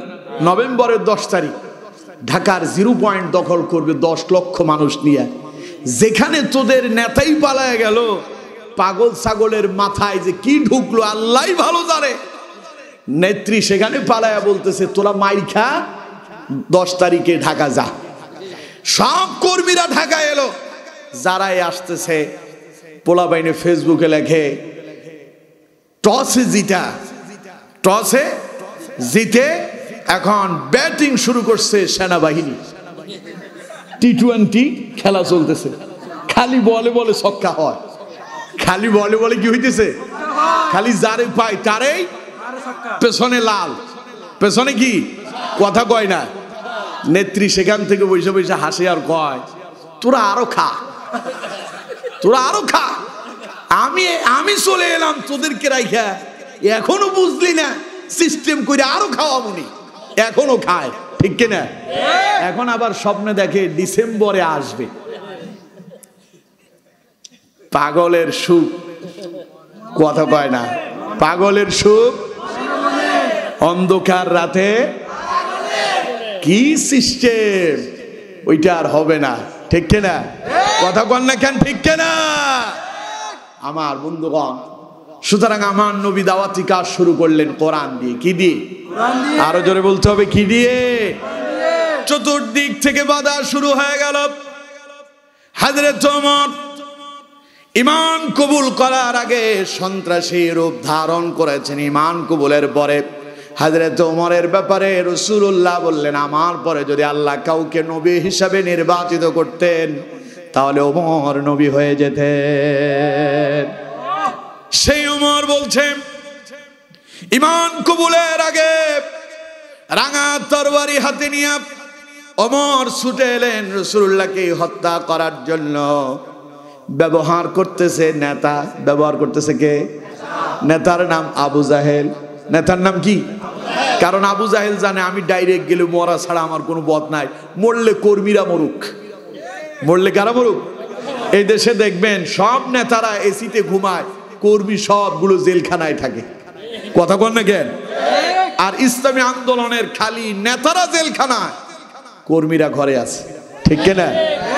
এর দ্বারা সাক্ষী এই ইসলামী আন্দোলন করলে নেতারাও নির্যাতিত হয়, কর্মীরাও নির্যাতিত হয়। আর ইসলাম বিরোধী আন্দোলন করলে নেতারা এসিতে ঘুমায়, কর্মীরা জেলখানায় মাইর খায়। ঠিক কিনা? সুতরাং আমার বন্ধুগণ বলছিলাম আবু জাহিল তো নেতা, রাসূলুল্লাহর ডাইরেক্ট হত্যা করার জন্য আসে নাই। আবু লাহাব ডাইরেক্ট আসে নাই, উতবা সাইবা মুগিদারা ডাইরেক্ট আসে নাই, ওমর আসছে। আবু জাহেল ঘোষণা দিচ্ছে যে মুহাম্মদের মাথাটা যেই ব্যক্তি ঘাট থেকে আলাদা করতে পারবে অথবা মুহাম্মদকে জীবিত অথবা মৃত অবস্থায় আমার কাছে নিয়ে আসতে পারবে তারে 100 লাল উট উপহার দেওয়া হবে। ওমর উঠা দাঁড়ায় গেছে। ওমর দাঁড়ায়া খাপ থেকে তরবারি বাইর করছে, বের করে বলতেছে আবু জাহেল নেতা কথা ঠিক আছে। আবু জাহেল কয় ওমর এটা তো তোমারে দিয়েই হবে। পাম দিতেছে। কি দিতেছে? পাম দেয়, পাম দিতেছে, বলতেছে হ্যাঁ ওমর ঠিক তুমি পারবা, খালি মাথা ডাইনা দেখাও। ওমর কয় তাইলে আমার তরবারি অপেক্ষা করো, মুহাম্মদের কল্লা আনতেছি। নাউজুবিল্লাহ পড়েন, আরো জোরে বলেন নাউজুবিল্লাহ। সেই ওমর ঈমান কবুলের আগে কি? সন্ত্রাস। ঈমান কবুলের আগে কি? আর ঈমান কবুলের পরে রাসূল বলছেন আমার পরে আল্লাহ কারোর নবী বানালে ওমর নবী হতো। সুবহানাল্লাহ কইলেন না? সে ওমর বলছে কিভাবে কোরআন ওমরকে বদলায়া দিল, জাহান্নামের দিকে দাবিত ওমর কিভাবে জান্নাতি মানুষে রূপান্তরিত হলেন। ইবনে হিশামের বর্ণনা এসেছে ইমাম আহমদ ইবনে হাম্বলের বর্ণনা এসেছে, হযরত ওমর নিজেই বলছেন ঈমান কবুলের আগে মুহাম্মদ সাল্লাল্লাহু আলাইহি সাল্লামকে আমি শত্রু মনে করতাম। রাসূলুল্লাহ কোরআনের দাওয়াত দিত, কালেমার দাওয়াত দিত, নবীর দাওয়াত শুনে কালেমা গ্রহণ করত কাফেররা, এটা আমি সহ্য করতে পারতাম না। আর আমি শুনতাম, জানতাম মুহাম্মদ সাল্লাল্লাহু আলাইহি সাল্লাম তিনি নাকি রাতের আঁধারে তিনি কাবার চত্বরে আসতেন, কাবার ভেতরে হেরেমে ঢুকে যেতেন, কাবার ভেতরে ঢুকে তিনি দাঁড়ায়া দাঁড়ায়া নামাজ আদায় করতেন আর কোরআন তিলাওয়াত করতেন। ওমর বলতেছে আমি একদিন মনে মনে চিন্তা করলাম মুহাম্মদকে এই কাজ করতে দেব না, মুহাম্মদ সাল্লাল্লাহু আলাইহি সাল্লামকে নামাজ আদায় করতে দেব না, কাবা এলেই মুহাম্মদ সাল্লাল্লাহু আলাইহি সাল্লামকে আমি বাধা দেব। বলেন নাউজুবিল্লাহ। রাসূলুল্লাহর নামাজ পড়তে আমি ডিস্টার্ব করব, মুহাম্মদকে আমি নামাজ পড়তে দেব না, যেই চিন্তা সেই কাজ। ওমর বলছে একদিন গভীর রাতে আমি অপেক্ষা করতে লাগলাম, শুনেছি রাত যখন গভীর হয়ে যায়, সব মানুষ যখন ঘুমায় যায়, ওমর তখন উঠে যায়, মুহাম্মদ সাল্লাল্লাহু আলাইহি সাল্লাম তখন উঠে যায়। ওমর বলতেছে মুহাম্মদ নাকি গভীর রাতে কাবার ভেতরে ঢুকে। আমি অপেক্ষা করতেই লাগলাম মুহাম্মদ সাল্লাল্লাহু আলাইহি সাল্লাম কখন উঠবেন, আর সারা রাত আমি রাসূলুল্লাহকে পাহারা দিচ্ছি। হঠাৎ করে দেখতে পেলাম রাত যখন গভীর হয়ে গেল, আমি তাকায় দেখতে পেলাম মুহাম্মদ সাল্লাল্লাহু আলাইহি সাল্লাম তিনি তার ঘরের দরজা খুললেন। দরজা খুলে রাসূলুল্লাহ তড়িৎ গতিতে তিনি কাবার দিকে রওনা হয়ে গেলেন। খুব দ্রুত গতিতে চলছেন রাসূলুল্লাহ। ওমর বলছেন আমি আড়ালে দাঁড়ায় গেলাম, নবী সামনে চলেন আর আমি পেছনে তাকে অনুসরণ করতেছি। আমি গিয়ে দেখলাম নবী করিম সাল্লাল্লাহু আলাইহি সাল্লাম তিনি কাবার হেরেমের ভেতরে ঢুকে গেলেন, আমি আড়ালে দাঁড়ায় গেলাম। ওমর বলেন রাসূলুল্লাহ আল্লাহু আকবার বলে নামাজে ঢুকলেন। নবীজি নামাজ শুরু করলেন, সূরা ফাতিহা শেষ করে রাসূলুল্লাহ কোরআনুল কারীমের সূরা হাক্কা থেকে তিলাওয়াত করতে লাগলেন। ওমর বলছে রাসূলুল্লাহ তিলাওয়াত করলেন আল হাক্কাতু মাল হাক্কা ওয়া মা আদরাকা মাল হাক্কা কাযযাবাত সামুদ আদুম বিল কারিআ فأما ثمود فأهلكوا بالطاغية। ওমর বলছে নবী করিম সাল্লাল্লাহু আলাইহি সাল্লাম তিনি তিলাওয়াত করতেছেন, আমি মুগ্ধ হয়ে পাগলের মতো কোরআন শুনতেছি। সুবহানাল্লাহ। কোন ওমর বলতেছি মুহাম্মদ সাল্লাল্লাহু আলাইহি সাল্লামের কোরআন তিলাওয়াত শোনার পরে আমি মনে মনে চিন্তা করতে লাগলাম লোকেরা যে মুহাম্মদকে পাগল বলে, আসলে এটা তো কোনো পাগল নয়। লোকজন বলে মুহাম্মদ নাকি কবি। ওমর বলতেছেন এটা কোনো কবি, সাধারণ কোনো কবি নয়, কারণ কবিরা যত কবিতা আবৃত্তি করতেছে এত দারুণ শব্দ চয়ন, এত চমৎকার ভাষা। ওমর বলছে আমি আমার জীবনে শুনতে পাইনি মুহাম্মদ সাল্লাল্লাহু আলাইহি সাল্লাম এত চমৎকার শব্দ চয়ন করছেন, রাসূলুল্লাহ এত দারুণ ভাষায় তিনি কোরআন তিলাওয়াত করছেন। ওমর বলছে আমি মনে মনে ভাবলাম নিঃসন্দেহে এটা কোনো পাগল নয়, বরং এটা উঁচু লেভেলের একজন কবি হবে। বলেন নাউযুবিল্লাহ। আমার নবী কি কবি ছিল? কথা বল না কেন, আমার নবী কবি ছিল? ওমর বলতেছে আমি মনে মনে ভাবতেছি মুহাম্মদ সাল্লাল্লাহু আলাইহি সাল্লাম খালি কবি নন, বড় মানের একজন কবি হবেন। ওমর বলতেছে এই কথা যখন মনে মনে চিন্তা করলাম কেমনে যে রাসূল টের পেয়ে গেল। ওমর বলতেছে আমার এই মনের কথা রাসূলুল্লাহ তারপরের আয়াত তিলাওয়াত করে আমারে শোনায়া দিল। পড়েন আল্লাহু আকবার। আল্লাহু আকবার। ওমর বলছেন আমি মনে মনে চিন্তা করলাম ইনি একজন কবি হবেন। হযরত ওমর বলেন এই মুহূর্তে নবীজি তিলাওয়াত করলেন ইন্নাহু লাকাউলু রাসূলিন কারীম ওয়া মা হুয়া বিকাউলি শাইরিন ক্বালিলাম মা তুমিনুন। পড়ুন আল্লাহু আকবার। ওমর বললেন আমি আশ্চর্য হয়ে গেলাম নবী কেমনে যে আমার মনের কথা বুঝে ফেলল। ওমর বললেন আল্লাহর কসম কেউ আমার কথা শুনে নাই, আশেপাশে কেউ ছিল না যে রাসূলুল্লাহরে শোনায় দিবে এমন কথাও না। মনে মনে ভাবতেছিলাম, নবী আমার মনের কথা বুঝলেন, তিনি জবাব দিচ্ছেন। আমি বললাম এটা কবি, তিনি বললেন ইন্নাহু লাকাউলু রাসূলিন কারীম, না না এটা কোনো কবি নয়, বরং যিনি কথা বলছেন, যিনি তিলাওয়াত করছেন তিনি আল্লাহর রাসূল। চিল্লায় পড়েন সুবহানাল্লাহ। ওয়ামা হুয়া বিকাউলি শাইরিন কালিলাম মা তুমিনুন। ওমর বলতেছে, এবার রাসূলুল্লাহ বললেন ওয়ামা হুয়া বিকাউলি শাইর, এটা কোনো কবির কবিতা নয়। সুবহানাল্লাহ কোন, আরো জোরে পড়েন সুবহানাল্লাহ। ওমা হুয়া বিকাউলি শাইর। ওমর তুমি মনে করতেছো এটা কবিতা? ওমর কয় আমি আশ্চর্য হলাম, নবী বলতেছেন ওমা হুয়া বিকাউলি শাইর, এটা কোনো কবির কবিতা নয়। কালিলাম মা তুমিনুন, তোমরা কম সংখ্যক মানুষই এর উপরে ঈমান আনো। ওমর বলতেছেন, এবার আমি মনে মনে চিন্তা করতেছি, না মুহাম্মদকে তো আগে মনে করছিলাম এটা কবি, এখন দেখিছি আমার মনের কথা বলে ফেলতেছে, তাইলে নিশ্চয় এটা গণক হবে। কি হবে? গণক, বুঝেন তো? মানুষের ভাগ্য গণনা করে, আছে না এরকম? এই দেশের টিয়া পাখি, টিয়া পাখিও নাকি মানুষের ভাগ্য গণে। বানর নাকি মানুষের ভাগ্য গণনা করে। কিছু পাগল ছাগল আছে না, রাস্তার পাশে টিয়া পাখি নিয়ে বসে আছে, আরেকজন 10 টাকা দিয়া বলতেছে টিয়াকে বলো আমার ভাগ্য গণনা করে দিতে। টিয়া পাখি মুখে করে একখান চিঠি নিয়ে আসে, ওই চিঠি পড়ে এবার টিয়া পাখির মালিক তার ভাগ্য গণনা করতেছে। এই টিয়া পাখির কাছে গিয়া যারা ভাগ্য গণনা করে তারা শিরিক করে, কারণ আপনার ভাগ্য সম্পর্কে যিনি জানেন তিনি কে? আরো জোরে বলতে হবে, যিনি জানেন তিনি কে? তাইলে আপনি যে গেলেন টিয়া পাখির কাছে, টিয়া পাখি বড় না আল্লাহ বড়? ও টিয়ারে মানে আল্লাহরে মানে না, ঠিক কিনা? ওর ভাগ্যে কি আছে আল্লাহরে জিজ্ঞাসা করো, আল্লাহ আমার ভাগ্য যদি খারাপ হয় ভাগ্য বদলায় দাও।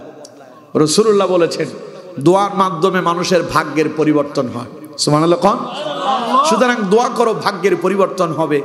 তোমার ব্যবসা বাণিজ্যে বরকত নাই, চাকরি বাকরি হয় না, পাসপোর্ট বানিয়েছো অনেক বছর হয়ে গেল, এখনো পাসপোর্টে ভিসা লাগে না। টিয়া পাখি ময়না পাখির কাছে যাওয়ার দরকার নাই, বানরের কাছে গিয়া ভাগ্য গণনা করতে হবে না।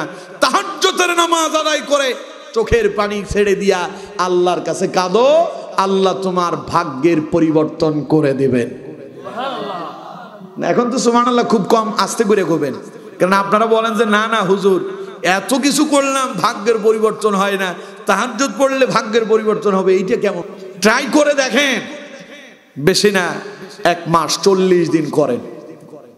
মনের কথা গভীর রাতে উঠে আল্লাহকে বলেন, আল্লাহ যদি আপনার ডাকে সাড়া না দেয় তখন আমারে বললেন যে হুজুর আপনার কথা শুই না আমি প্রতিদিন তাহাজ্জুদের বিছানায় দাঁড়িয়েছি, 40 দিন নামাজ পড়লাম, আমার তো কিছুই হইল না। তখন আমারে বললেন, কারণ রাসূলুল্লাহ বলেছেন ইয়ানজিলু রাব্বুনা কুল্লা লাইলাতিন ইলা সামাঈদ দুনিয়া হিনা ইয়াবকা থুলুসুল লাইলিল আখির। রাতের যখন শেষ 3 অংশ থাকে, 4 ভাগের 1 ভাগ চলে যায়, অবশিষ্ট 3 ভাগ থাকে, এমন সময় আল্লাহ দুনিয়ার আসমানে আসে। ফায়াকুলু, তিনি বলেন মাইয়াদউনি ফাআস্তাজিব লাহু।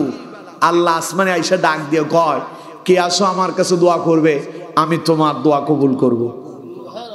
ওয়া মাইয়াসআলুনি ফাউতিয়াহু, কে আসো আমার কাছে সাহায্য চাও, আমি তোমার সাহায্য করব। ওয়া মাইয়াস্তাগফিরুনি ফাআগফির লাহু, কে আসো গুনাহ করছো আমারে বলো আমি ক্ষমা করে দেব। সুবহানাল্লাহ কোন। কে বলে? আর তুমি টিয়া পাখি আর ময়না পাখির কাছে যাও, বানরের কাছে যাও, ভাগ্য গণনা করো। তাইলে রাসূলুল্লাহর কাজ কি ভাগ্য গণনা করা ছিল? রাসূল কি গণক ছিলেন? ওমর মনে মনে ভাবতেছে নবী যেহেতু আমার মনের কথা বলে ফেলছে, মনে হয় তিনি গণকই হবেন। হযরত ওমর বলেন কি আশ্চর্য ব্যাপার, অবাক হয়ে গেলাম। মনে মনে ভাবতেছিলাম রাসূল মনে হয় গণক হবেন, কিন্তু এই কথা মনে মনে ভাবতেছি কেউ শুনে নাই, কাউকে বলি নাই। ওমর বলেন আমি যে নবীকে গণক বললাম কেমনে তিনি বুঝে ফেললেন?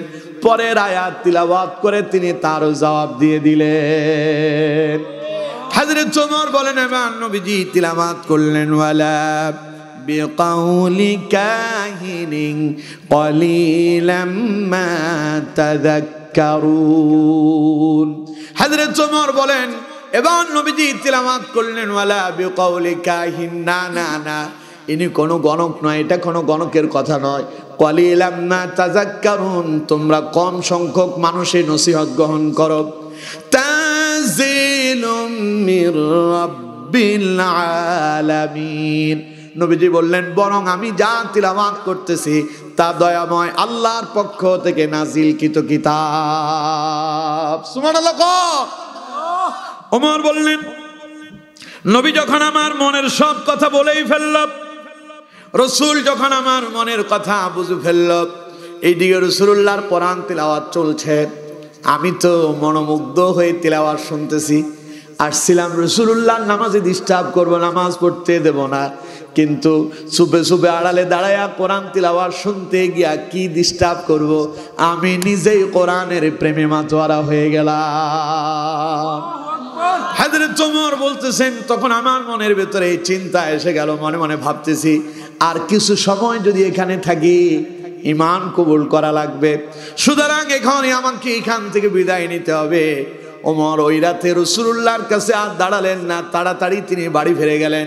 ওমর ফিরে যায়, আল্লাহ বলেন ওমর কই যাও, কোরআনের কাছে আবারও তোমারে আসা লাগবে, কারণ কোরআনের জন্য আমি আল্লাহ তুমি ওমর রে পছন্দ করে ফেলেছি। চিল্লায় বলেন আল্লাহু আকবার। যেই দিন ওমর এলেন, ওই আবু জাহেল ঘোষণা দিল রাসূলুল্লাহর মাথা যদি আলাদা করতে পারো উট কতটা পাওয়া যাবে? মনে আছে আপনাদের? কত উট? ওমর বলল আবু জাহেল 100 উট তুমি রেডি রাখো, যাচ্ছে রাসূলুল্লাহর মাথা আলাদা করার জন্য। ওমর রেডি হয়ে গেলেন, দৌড়াতে লাগলেন। প্রতিমধ্যে একজন সাহাবীর সঙ্গে দেখা হয়ে গেল, নাম হলো নুআইম বিন আব্দুল্লাহ। নুআইম বিন আব্দুল্লাহ তাকে দেখে জিজ্ঞাসা করলেন ওমর যাও কই? ওমর কয় জানো না, নতুন এক নবীর আবির্ভাব হয়েছে, তিনি আমাদের দারুণ ক্ষতি করতেছেন, আমাদের ধর্মের লোকেরা ধর্মহীন হয়ে যাচ্ছে, নতুন ধর্ম গ্রহণ করতেছে, মুহাম্মদকে এই কাজ আর চালাতে দেওয়া যাবে না, আমি যাচ্ছি মুহাম্মদের ঘাট থেকে মাথা আলাদা করতে। বলেন নাউযুবিল্লাহ। নুআইম বিন আব্দুল্লাহ বললেন তাই নাকি? মুহাম্মদ কোরআনের দাওয়াত দিয়া তোমার এত ক্ষতি করছে? কয় যে হ্যাঁ। তখন ওই সাহাবী বললেন তাহলে তুমি শোনো, মুহাম্মদের ওই কালেমার দাওয়াত কিন্তু তোমার ঘরেও ঢুকে গেছে।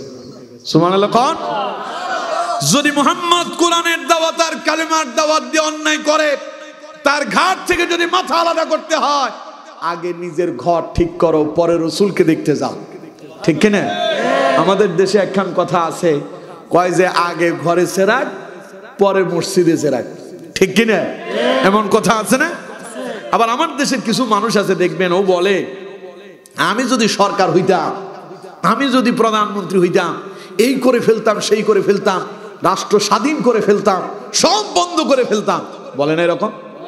অথচ তার পরিবারের সদস্য হলো 5 জন, স্বামী স্ত্রী তারা 2 জন, সাথে আছে মা, সাথে আছে বাবা, আর আছে একটা সন্তান। কয়জন হলো? 5 জন। এই 5 জনের একটা পরিবার সে কন্ট্রোল করতে পারে না। ঠিক কিনা? মায়ের সঙ্গে তার কথার বেমিল, বাবার সঙ্গে বনে না, স্ত্রীর সঙ্গে হয় না, সন্তান কথাই শোনে না। তিনি 5 জনের পরিবারের প্রধান হইয়া তিনি একটা পরিবার কন্ট্রোল করতে পারে না, অথচ তিনি পুরো রাষ্ট্র কন্ট্রোলের চিন্তা করে। ঠিক কিনা? আল্লাহ কয় না না তুই অত দূর যাইস না, ঘরের ভেতরে যা দিলাম আগে নিজের ঘর ঠিক কর, পরে রাষ্ট্রের চিন্তা কর। প্রত্যেকে যদি নিজের ঘর ঠিক করতো, রাষ্ট্র অটোমেটিকই ঠিক হয়ে যেত। ঠিক কিনা?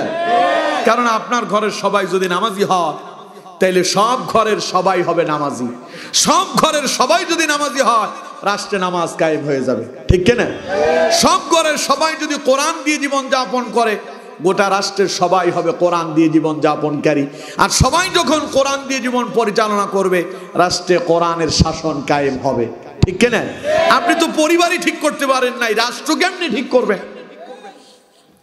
সাহাবী বললেন ওমর মুহাম্মদকে পরে ঠেকায়ও, আগে নিজের ঘর ঠিক করো। ওমর কয় আমার ঘরে কি হয়েছে? কয় তোমার বোনের বাড়িতে গিয়া দেখো ঘটনা কি ঘটছে। ওমরের মেজাজ তো আরো খারাপ। 12টা পেরিয়ে গেল, বরকত হচ্ছে না? আমার বন্ধুগণ, অসুবিধা হচ্ছে না তো আপনাদের? ওমর এবার বোনের বাড়ির দিকে দৌড় যাচ্ছিল, রাসূলুল্লাহর হত্যা করবে।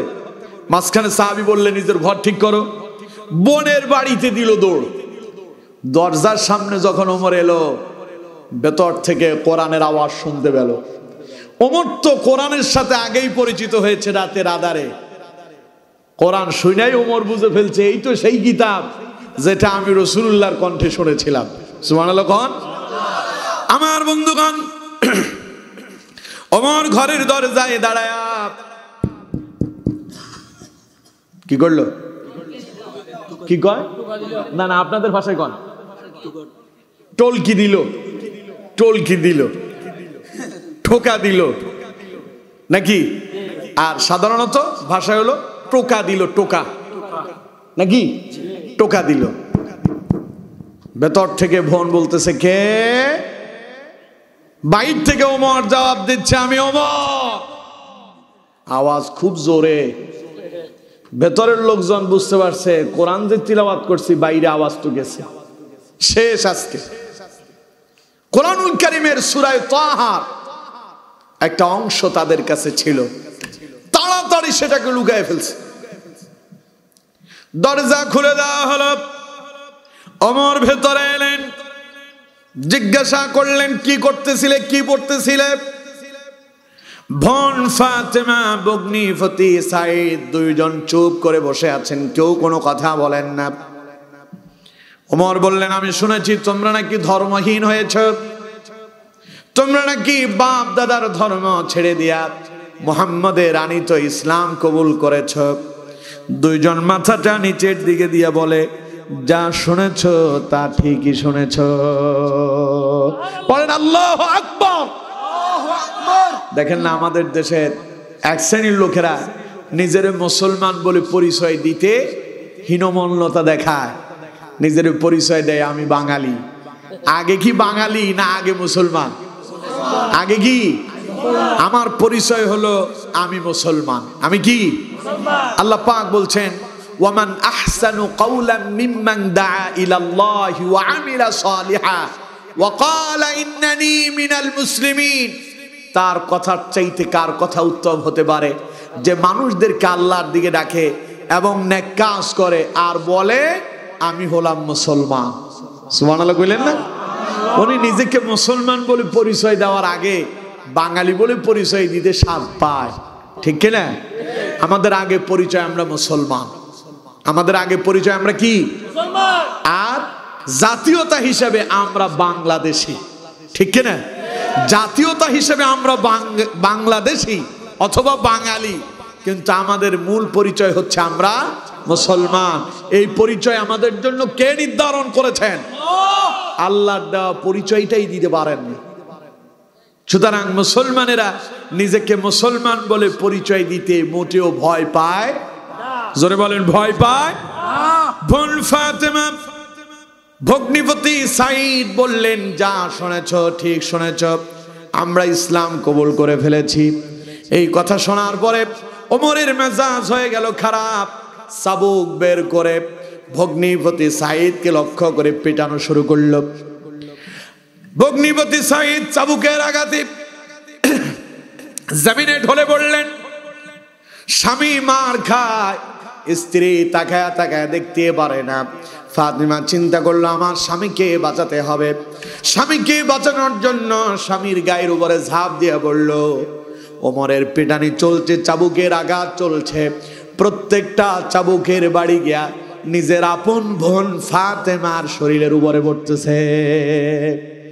হঠাৎ করে ওমর পিটাতে পিটাতে ক্লান্তি এসে গেল। তাকা দেখতেই পেল এতক্ষণ যারে মারধর করতেছে এটা তো ভগ্নিপতি নয়।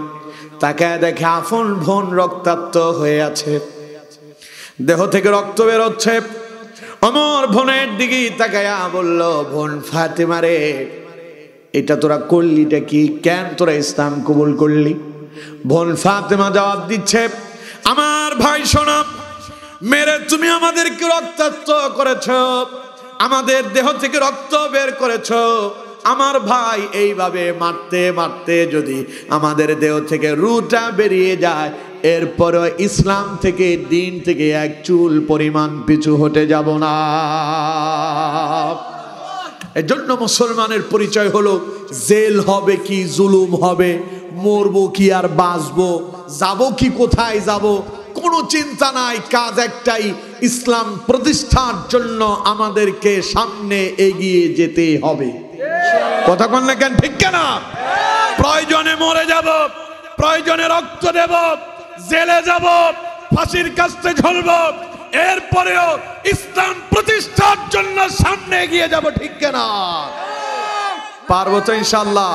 আল্লাহু আকবার। জিহাদ জিহাদ জিহাদ চাই, জিহাদ করে বাঁচতে চাই। ইসলামের শত্রুরা হুঁশিয়ার সাবধান, ভারতের দালালেরা হুঁশিয়ার সাবধান। নারে তাকবীর, আল্লাহু আকবার। সুতরাং মুমিনেরা পিছু হটে না, সামনে এগিয়ে যায়, ঠিক কিনা? জোরে বলেন, ঠিক কিনা? এখন কি আমরা পেছনে যাব না সামনে আগাবো? সামনে আগাবো।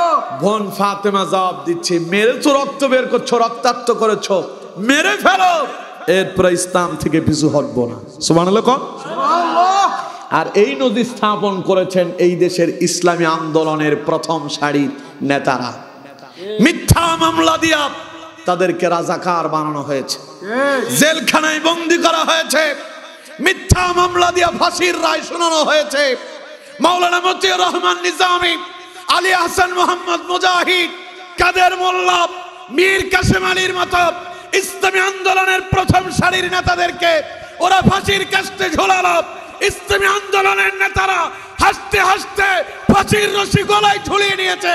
ওরা দেখিয়েছে প্রয়োজনে মরে যাব, বাতিলের কাছে মাথা নত করব না, করব না, করব না। এর নাম ইসলাম। এর নাম কি? ইসলাম। চিল্লায় বলেন, এর নাম কি? আজ তাদের রক্তের বিনিময় এই দেশের স্বৈরাচারের বিদায় হয়েছে। কথা বলেন, ঠিক কিনা? রক্ত তো প্রথম ইসলামী আন্দোলনের নেতারা দিয়েছে। কত ইসলামী আন্দোলনের কর্মী পঙ্গু হয়েছে, হিসাবই নাই। কতজন চোখ হারাইছে, হিসাবই নাই। 5 আগস্টের বিপ্লবের পরে ছাত্র জনতা কতজন আহত হলো, পঙ্গু হলো, তার হিসাব বের হলো। 16 বছরে ইসলামী আন্দোলনের কত হাজার হাজার কর্মীরা পঙ্গু হয়েছে, তার হিসাব নাই।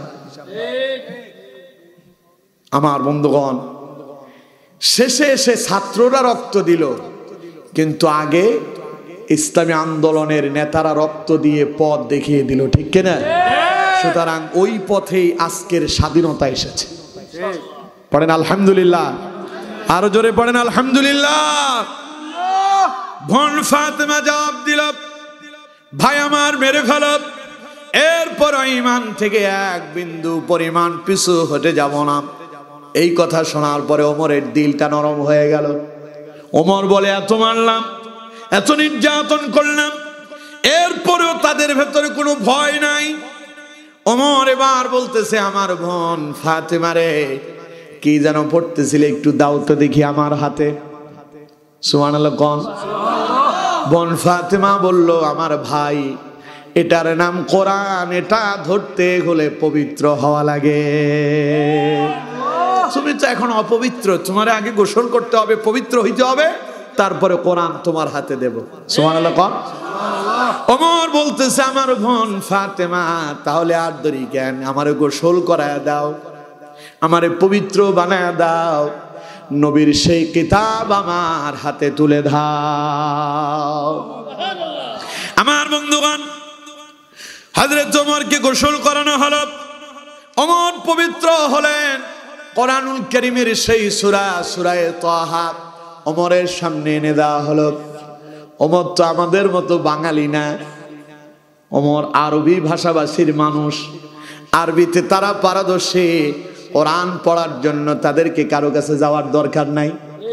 ওমর কোরআন শুনলেন, কোরআন খুললেন আর পড়া শুরু করলেন। তাহা মা আনজালনা আলাইকাল القرآن لتشقى إلا تذكرة لمن يخشى تنزيلا ممن خلق الأرض والسماوات العلى পড়েন আল্লাহু আকবার আল্লাহু আকবার তিলাওয়াত করছেন ওমর তিলাওয়াত করতে করতে ওমর কানতে কানতে অস্থির হয়ে যাচ্ছে দু চোখ দিয়া পানি গড়ায় গড়ায় পড়তেছে আর ওমরের কম্পন শুরু হয়ে গেল এই কান্না কষ্টের কান্না নয় এই কান্না দুঃখের কান্না নয় এই কান্না আনন্দের কান্না তৃপ্তির কান্না কোরআন পড়তেছে আর ওমরের কলিজা প্রশস্ত হয়ে যাচ্ছে ঈমানের প্রতি ওমর ঝুঁকে পড়তেছেন কোরআন পড়তে পড়তে 14 নম্বর আয়াত পড়লেন ইন্নানি আনাল্লাহু লা ইলাহা ইল্লা আনা ফা'বুদনি ওয়া আকিমিস সালাতা লিযিকরি আল্লাহ পাক বললেন নিশ্চয় আমি আল্লাহ ইন্নানি আনাল্লাহ নিশ্চয় আমি আল্লাহ লা ইলাহা ইল্লা আনা ফা'বুদনি আমি ছাড়া আর কোনো ইলাহ নাই সুতরাং আমার বান্দারে ইবাদত করো যার তিনি কে সুতরাং আমার ইবাদত করো কে বলেছেন চিল্লায় বলতে হবে কে বলেছে ওমর যখন এই আয়াত পড়লেন ওমরের কান্নার আওয়াজ আরো বেড়ে গেল কম্পন আরো বেড়ে গেল ওমর বলল আমার বোন ফাতেমা আমি আর দাঁড়াতে পারবো না এখানে আমি আর থাকতেই পারবো না তাড়াতাড়ি করো আমাকে রাসূলুল্লাহর দরবারে নিয়ে চলো চিল্লায় পড়েন আল্লাহু আকবার ওমর চলছেন দারুল আরকামের দিকে দারুল আরকামের দিকে যখন ওমর চলে গেলেন দরজা বন্ধ ওমরের আগে ঈমান কবুল করেছেন হযরত আমির হামজা রাদিয়াল্লাহু তাআলা আনহু ওমর দরজার সামনে গিয়ে দাঁড়ালো বাইর থেকে আওয়াজ দিল ভেতর থেকে একজন সাহাবী দরজার ছিদ্র দিয়া তাকায় দেখে বাইরে কে তাকায় দেখলো ওমর এখনো হাতে তরবারি আছে ওমর দাঁড়ায় আছে হযরত ওমরকে দেখে ওই সাহাবী ভয় পেয়ে গেলেন ওই মুহূর্তে রাসূলুল্লাহর উপর ওহী নাজিল হচ্ছে হযরত আমির হামজা সেখানে উপস্থিত হযরত আমির হামজা জিজ্ঞাসা করলেন কি হয়েছে বাইরে কে এসেছে সাহাবী ঘাবড়িয়ে গেল এটা আমির হামজা লক্ষ্য করলেন জিজ্ঞাসা করলেন কি হয়েছে বাইরে কে এসেছে সাহাবী বললেন বাইরে ওমর দাঁড়ায় আছে হাতে খাপ মুক্ত তরবারি আমির হামজা বললেন ভয় পাওয়ার কোনো কারণ নাই ওমর যদি ভালো উদ্দেশ্যে আসে তো ভালো কথা আর না হলে ওমরকে ওমরের তরবারি দিয়া মোকাবেলা করার জন্য আমি যথেষ্ট পড়েন আল্লাহু আকবার হযরত আমির হামজা বললেন দরজা খুলে দাও দরজা খুলে দেওয়া হলো ওমর ভেতরে প্রবেশ করলেন রাসূলুল্লাহ তখন ওহী সমাপ্ত হলো মাত্র রাসূলের উপর থেকে ওমর সামনে এসে রাসূলুল্লাহর সামনে আসলেন রাসূলুল্লাহর সামনে এসে খাপ মুক্ত তরবারি খানা রাসূলুল্লাহর সামনে রাখলেন মাথাটা নোয়া দিলেন নবীজি হযরত ওমরকে সামনের দিক থেকে জামাটা চেপে ধরলেন আর একটা ঝাঁকুনি দিয়া বললেন ওমরে এখনো কি সময় হয় নাই আর কতদিন ইসলামের বিরোধিতা করবা এখনো কি ঈমান কবুল করার সময় হয়নি নবী যখন ওমরকে ধরে ঝাঁকুনি দিলেন ওমর বললেন আশহাদু আল্লা ইলাহা ইল্লাল্লাহু ওয়া আশহাদু আন্না মুহাম্মাদান আবদুহু ওয়া রাসূলুহু পড়েন আল্লাহু আকবার ওমর ঈমান কবুল করলেন যখন ওমর ঈমান কবুল করলেন ওমর কালেমা পড়ার সঙ্গে সঙ্গে দারুল আরকামের ভিতরে উপস্থিত সমস্ত সাহাবীরা একযোগে তাকবীর দিলেন লিল্লাহি তাকবীর আর জোরে লিল্লাহি তাকবীর লিল্লাহি তাকবীর আবু জাহেলরা অপেক্ষায় ওমর রাসূলুল্লাহর মাথা আনবে কিন্তু আবু জাহেলরা যখন মক্কার আশেপাশে কাবার প্রান্তরে বসে আছে দারুল আরকাম থেকে আওয়াজ এলো তাকবীরের আওয়াজ কিসের আওয়াজ আসছে চিল্লায় বলেন কিসের তাকবীর আওয়াজ শুনলে কাফেরদের কলিজায় যিনি ভয় ধরায় দেন তিনি কে দেখেন নাই 16 বছর কোরআনের বিরোধিতা করেছিল যারা, নারে তাকবীর আল্লাহু আকবারের স্লোগানকে জঙ্গিবাদের স্লোগান বলেছে তারা।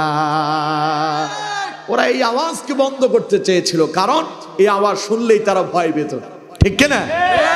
দারুল আরকাম থেকে তাকবীরের আওয়াজ এলো, আবু জাহেল আবু লাহাবরা অপেক্ষায় আছে, ওমর কখন আসবে।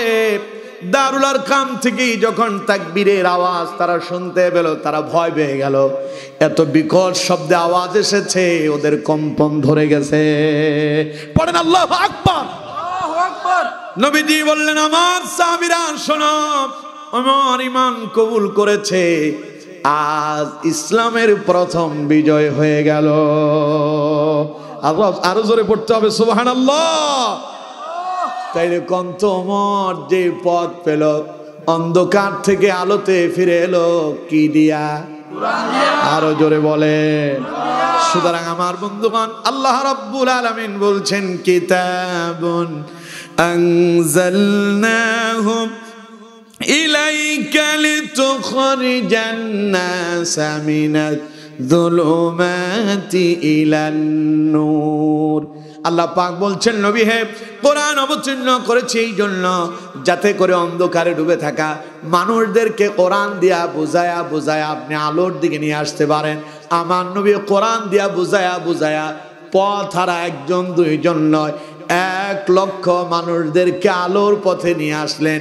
বিদায় হজের ভাষণে নবী যখন বক্তব্য দিচ্ছেন, রাসূলুল্লাহর সামনে লক্ষাধিক সাহাবী তখন দাঁড়ানো ছিল। চিল্লায় পড়েন আল্লাহু আকবার। জিরো থেকে দাওয়াতি কাজ শুরু করলেন, দাওয়াত দিয়া লক্ষাধিক সাহাবীকে তিনি কালেমার পতাকা তলে নিয়ে এসেছেন। সুবহানাল্লাহ। কোন কি দিয়া? আরো জোরে বলে। কিন্তু সেই কোরআন আমাদের ঘরেও আছে। আমরা নিজেদেরকে মুসলমান দাবি করতেছি, এ কোরআন আমাদের ঘরে থাকার পরেও আমাদেরকে নামাজি বানাতে পারলো না। কোরআন আমাদেরকে সুদ থেকে ফিরাতে পারলো না। কোরআন ঘরের ভেতরে থাকার পরেও আমরা গান শুনি, সিনেমা দেখি, ব্যভিচার করি, পরকীয়ায় লিপ্ত হই, জিনা করি, আমরা সুদের আসরে যাই, জুয়ার আসরে যাই, মদের আড্ডায় যাই, নামাজ ছেড়ে দেয়, কোরআন বিরোধী কাজ করি, অথচ আমাদের সকলের ঘরে ঘরে কোরআন আছে না নাই? তার মানে কোরআন আছে ঠিক, কোরআনটাকে আমরা জায়গা মতো লাগাতে পারি না। সুতরাং আমার বন্ধুগণ, কোরআন এসেছে আমাদেরকে আলোকিত মানুষে রূপান্তরিত করার জন্য, ঠিক কিনা? এখন কি আপনারা আলোকিত মানুষ হতে চান? সবাই বলেন হতে চান? কারা কারা জান্নাতে যেতে চান? 2 হাত তুলে আল্লাহরে দেখান। লিল্লাহি তাকবীর, লিল্লাহি তাকবীর। হাত নামান। আল্লাহ আমাদের হাতগুলো কবুল করুন। আল্লাহ আমাদেরকে জান্নাতি মানুষে রূপান্তরিত করুন।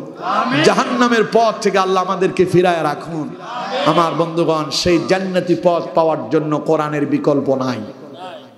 আসুন কোরআন দিয়ে নিজেকে আলোকিত করি, কোরআন দিয়ে সমাজ গড়ি, কোরআন দিয়ে রাষ্ট্র গড়ি।